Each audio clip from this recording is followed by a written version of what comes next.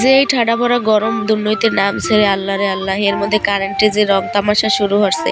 আর এই গরমের দিনে একটু টক একটু ঝাল আর মজাদার কিছু খাইতে মন চাইতেছে। আর আম বানানি খামু না, এটা কি হইতে পারে কও দেখি। আসসালামু আলাইকুম মোর দাদরা বুয়ারা ফুরা ভাইয়েরা, তোমরা সকলে কেমন আছো? আশা করি তোমরা যে যেখানে আছো অন্য দিনগুলোর মতো ভালো আছো আর সুস্থ আছো। একটু অসুস্থ আর তাছাড়া মোর পরিবারের সবাই আলহামদুলিল্লাহ এখন ভালো আছে। সবাই এই জ্বর ঠান্ডায় ভুগতে আছি। আইসি আজকে নতুন একটা রেসিপি লই, আশা করি তোমার কথা রেসিপিটা ভালো লাগবে। আর এই গরমে এই রেসিপি সকলেরই বেমালা পছন্দ হইবে মুই জানি। তাই এই যে দেখো এখানে কিন্তু মুই প্রথমেই কয়েকটা আম হইয়ে লইছি। আর এখন কিন্তু মুই আমগুলোরে ভালো মতো ধুইয়ে লম, একটু ঢং করছিলাম আমগুলোরে লইয়া। তো যাই হোক এই যে দেখো এখন কিন্তু মুই 4টে আম লইছি। আর আমগুলো মাশাআল্লাহ অনেক বেশি বড় আসলে। এই যে দেখো এগুলো কিন্তু মগো গাছের আম। এই যে দেখো কাঁচা আম কিন্তু নিজেকে গাছ দিয়ে পারে খাওয়ানোর মজাটা কিন্তু আলাদা। যাকে নিজেকে গাছে আম আছে হেরা কিন্তু এটা বুঝবা যে নিজেকে গাছের আম পারে খাইতে কতটা মজা।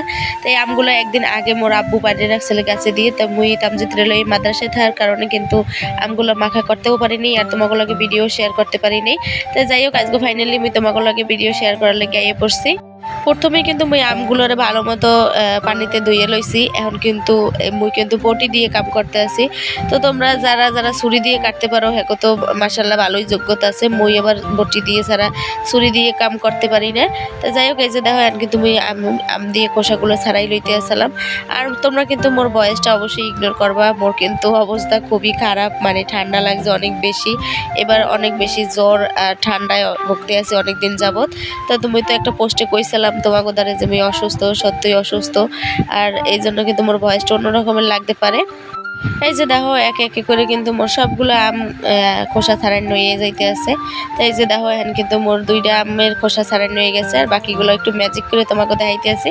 এই তো দেখো টানটানা মোর কিন্তু আমের খোসা ছাড়াই নইয়ে গেছে। এখন কিন্তু মুই আমগুলোরে কুচাই লমু। তো এই যে দেখো আমগুলো যে খোসা ছাড়াইছি এখন কিন্তু একটু কালো কালো লাগতে আছে। এটা কোনো ব্যাপার না, এটা ওই যে খোসা ছাড়ানোর পরে কিন্তু একটু হালকা কালা কালা লাগে, এটা কোনো ঘটনা না। তাই লও এখন কিন্তু ম্যাজিক করে একটু মুই কুচাই তোমাকে দেখাইতেছে যে কেমন পাতলা পাতলা করে কুচাবা। এই যে দেখো এখানে কিন্তু মুই একটা পাতলা পাতলা করে আমগুলোরে কুচাইছি। অনেকটা পাতলা পাতলা করার চেষ্টা করবা। আম যতটা পাতলা পাতলা হইবে আম বানাইলে কিন্তু অতটাই মজা হইবে। আর মুই কিন্তু অনেক পাতলা করে আম কুচাইতে পারি। তাই এই যে দেখো এখানে কিন্তু আমি অনেক পাতলা পাতলা করে আমগুলোরে কুচাইছি। আর এদিক দিয়ে মোর বইনে আবার এই যে কি কয় শুকনা মরিচগুলোরে পড়বে, এটা কিন্তু টালে নাই, এটা চুলার মধ্যে দিয়ে মাটির চুলায় কিন্তু পড়ছে। আর এরপর করে পুড়ে কিন্তু আম বানাইলে অনেক বেশি মজা লাগে। এরপরে মুই মোর বইনের কইলাম ঠিক আছে তুই মরিচটা পোড়, মুই তাইলে সবচেয়ে বেশি ইম্পর্টেন্ট যে এটা আমবানানির মধ্যে এটা হলো যে লেবু পাতা। তো আমি এখানে লেবু পাতা পাড়তে চলে গেছি। আর এই যে দেখো আমি কিন্তু মুগো গাছের ধারে আইয়ে পড়ছি লেবু পড়ার লেগে। যদিও গাছটার লেবু পাতা তেমন একটা নাই, আর যা আছে এই তোমাকে দেখাইতে আছি। তো এই যে দেখো এটার কি লেবু কয় মুই জানি না আসলে। তো এই লেবুগুলো কিন্তু মই পাতা ছেড়তে আসলাম। আর লেবু পাতা ছেঁড়ার সময় কিন্তু কাটায় বেশ কয়েকটা গুতা কাতে খাইছি। যাই হোক এবারে এই যে দেখো এখানে কিন্তু মুই লেবু পাতাগুলো ছেড়তে আসলাম। আর এই যে দেখো লেবু কিন্তু মাশাআল্লাহ এবার ধরছে। এই যে দেখো লেবুগুলো কিন্তু একটা ছোট ছোট হয়, এইটার কি লেবু কয় মুই জানি না। তোমরা যদি কেউ জানি না তা অবশ্যই কিন্তু কমেন্টে জানাই দিতে ভুলে যাইও না। তো এই যে দেখো এখানে কিন্তু মুই কয়েকটা লেবু পাতা লইছি ছিঁড়া। আম বানানির মধ্যে যদি লেবু পাতাই না দাও হেলে কিন্তু আম বানানির আসল মজাটাই তোমরা পাবা না। এই যে দেখো এখন কিন্তু মুই লেবু পাতাগুলোর এককালে ভালো মতো করে ধুয়ে পরিষ্কার করে লমু, যেহেতু গাছে ধুলাবালি জমে পাতার ভিতরে। এখন কিন্তু ভালো মতো পরিষ্কার করছি। আর এই জায়গা মুই কয়েকটা কি অনেকগুলোই সরিষা লইছি, যেহেতু ঘরে কাসুন্দি নাই আর ঘরে সরিষা আছে। আর এই সরিষাও কিন্তু মগো নিজেকেও ক্ষেতের। তো এই সরিষাগুলো ভালো মতো ধুইয়ে এরপরে বাইটটা লইছি। আর এই তো দেখো মোর বোনের কিন্তু মরিচ পোড়াও শেষ হয়ে গেছে।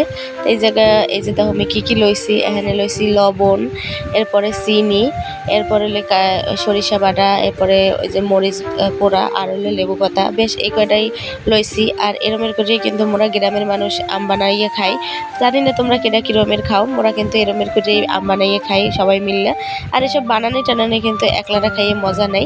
তো যাই হোক এরপরে এই যে দেখো মোর বইনের হাতায় কিন্তু মুই আমটা মাহাইতেছি। আর মুই কিন্তু মাহাইনি, কারণ মোর হাতটা জ্বলবে এলে ঘরে দিয়ে মুই আমটা মাহাইছি। যখন মুই ওরে এই আম বানাইতে কইছি তখন ও মোরে কইতে আছে যে তুই মোরে বুদ্ধি করেই দেছো যে আমরা জানি মুই বানাই, আর বানাইলে কিন্তু মোর হাতটা জ্বলবে।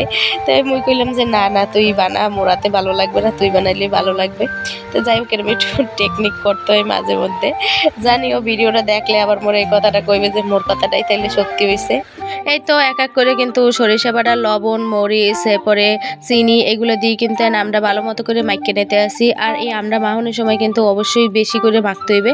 যত ভালো করে মাখবা অত কিন্তু আমরা খাইতে মজা লাগবে, মানে আমরা নরম হয়ে যাবে আর খাইতে কিন্তু আম বানানিটা মজা লাগে। তোমরা যারা যারা এই পর্যন্ত মোর লগে আছো অবশ্যই কিন্তু মোর ভিডিওটা সম্পূর্ণ দেখার অনুরোধ রইল। আর যদি কেউ নতুন হয়ে থাও অবশ্যই কিন্তু মোর চ্যানেলটা সাবস্ক্রাইব করে দিয়ে মোর পাশে থাকবা। আর যেসব বন্ধুরা মোরে সবসময় সাপোর্ট করে আসো মোর পাশে, সবসময় মোরে বেশি বেশি করে সাপোর্ট করতে আসো, তোমাকে সকলের জানাই বেমালা ধন্যবাদ। তো এই যে দেখো তোমাকে লগে কথা কইতে কইতে কিন্তু মোর আম বানানিটা হয়ে গেছে।